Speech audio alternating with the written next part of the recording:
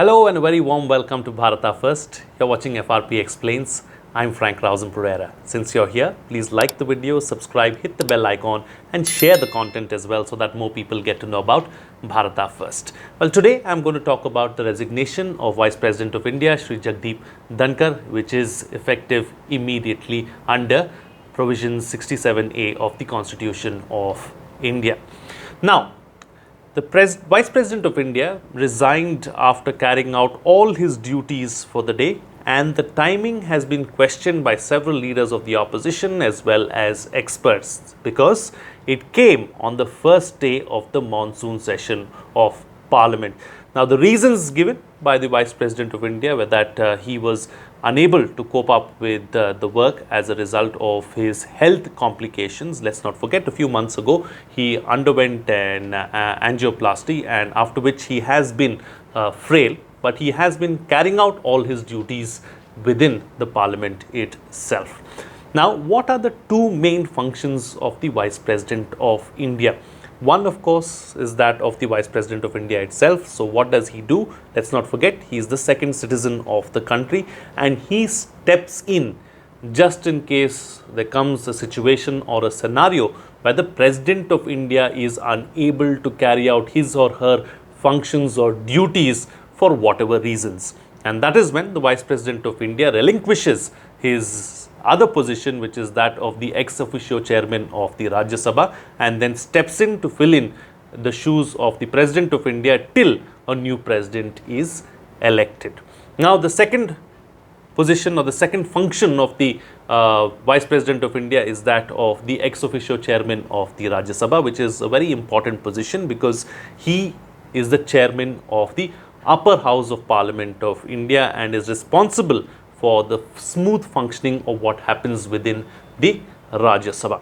Now, the Constitution of India has made provisions as to the ex officio chairman of the Rajya Sabha. Now, if the chairman of the Rajya Sabha resigns for whatever reason or is unable to carry out his or her functions, then what happens is that the deputy chairman automatically comes in and fills in the shoes of the chairman and carries out the functions of the chairman in his or her absence. And in this particular scenario or case, Shri Harivansh will be fulfilling those duties as he is the deputy chairman of the Rajya Sabha. Now, if there was an instance or a situation where there was no deputy chairman in place as well, then there is a provision within the constitution where a member from within the Rajya Sabha is nominated by the president and put in place to carry out the functions of the chairman. Now, this is what is there in the constitution. As far as the role of the Vice President of India is concerned, there is no real constitutional provision to look into what happens if the Vice President of India resigns or is unable to carry out his or her duties. What it states, however, is that elections will have to be held as soon as possible.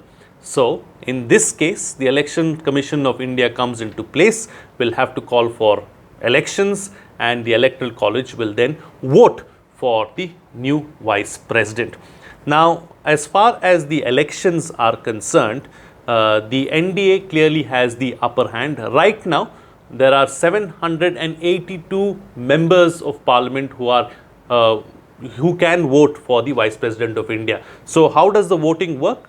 Members of both the Lok Sabha and the Rajya Sabha will vote for their candidates, and the candidate with the highest number of votes will then be made the Vice President of India. So, where does the voting tally stand right now? 788 members can vote for this particular election, but there are 5 vacancies in the Rajya Sabha and 1 vacancy in the Lok Sabha. So, that brings down the strength to 782, out of which the NDA can garner a total of 427 votes, the opposition can garner a total of 323 votes, and there are about 30 votes of parties which are non-aligned. Now, let's not forget that there is no whip as far as this election is concerned because it is a secret ballot and there can be cross-voting, there can be voting, where alliances don't vote for their own candidate but vote for somebody else.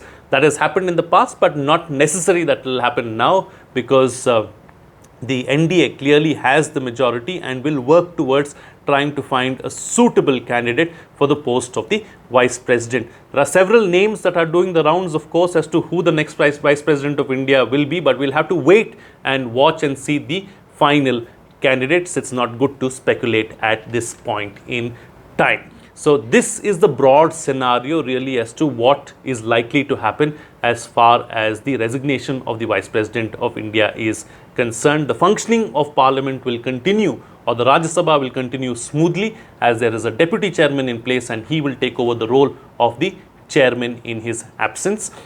The role of the Vice President of India, of course, is going to, or the post is going to be vacant till elections take place and a new Vice President is elected. Well, that's it on this edition of FRP Explains. Don't forget to like, subscribe and hit the bell icon, and do share the content as well so that more people get to know about Bharata First. That is the least that I can expect from you, so that I can keep bringing you this content and enlightening you about what is happening around us. That's it from me. See you again next time.